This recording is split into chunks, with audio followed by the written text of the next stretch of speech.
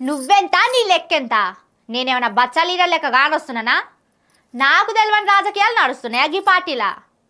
అందరికి ఒక రూలు, నాకు మాత్రం ఒక రూలా? అయినా ఎక్కడుండాల్సిన వాళ్ళు అక్కడ ఉండాలి కానీ నాతోని పంచాదెందుకు? నీ జోలికి నేను వస్తలేను, నా జోలికి నువ్వు రావద్దు, గంతే బస్. గివే డైలాగులు నేను వస్తున్నాయి కాంగ్రెస్ పార్టీలా. మరి ఎవలేయో తెలుసా?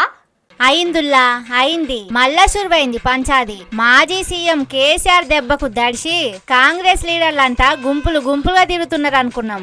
ఐకమత్యమే మహాబలం అని నడుచుకుంటున్నారు అన్నట్టే కొట్టింది వాళ్ళ కథ చూస్తే. పరిస్థితి తెలుసుకొని ఒంటరిగా పోరాటం చేయలేం, కడుపుల కుట్రలెన్నున్నా మీదికి మాత్రం మంచిగానే ఉండాలి అన్నట్టు ఆ నడుమ రాసుకొని కట్టుబాట్లేవో పెట్టుకున్నారు అనుకున్నాం కదా, గదంతా బయట పడుతున్నది. కడుపుల లేంది వాటేసుకోగానే వస్తుందా ఎట్లా?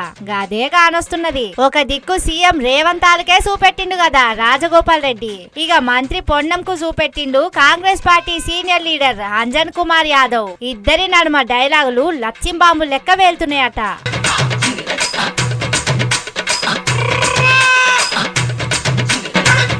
మరిద్దరి పంచాదేందా అంటే మాజీ మంత్రి అంజన్ కుమార్ యాదవ్ ఇప్పుడు ఏ పదవి లేకుండానే ఉన్నాడు కదా.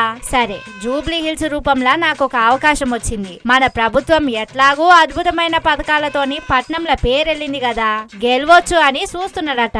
కానీ మంత్రి పొన్నం ప్రభాకర్ మాత్రం ఈ మనిషి సీటు విషయంలో అడ్డంకాలు పెడుతున్నాడట. నా జోలికి రావద్దు, నా తరీఖా రావద్దు, నా కొడుకు ఎంపీ అయితే నేను ఎమ్మెల్యే కావద్దా అనవట్టే. ఒకే ఇంట్లో ఇద్దరిద్దరు లీడర్లు లేరా? ఉత్తమ్ కుమార్ రెడ్డికి మంత్రి పదవి లేదా? ఆయన ఇంటామె ఎమ్మెల్యే కాదా? మంత్రి వివేక్ వెంకటస్వామి ఇంట్లో ఒక ఎంపీ ఎమ్మెల్యే లేరా? కోమటిరెడ్డి ఇంట్లో మంత్రి లేడా, ఎమ్మెల్యే లేడా అని రూల్స్ తీస్తున్నాడు. కథ చూస్తుంటే పంచాది ఒడిసే తట్టు కొడతలేదు.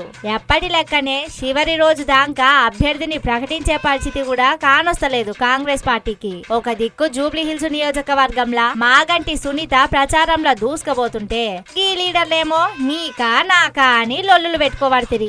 అయినా కాంగ్రెస్ వాళ్లకు బయటికెంచి ఎవలో శత్రువులు అక్కర్లేదు, వాళ్ళల్లా వాళ్ళే ఒకళ్ళనొగలు కూల్చుకుంటారని ఎరకనే కదా.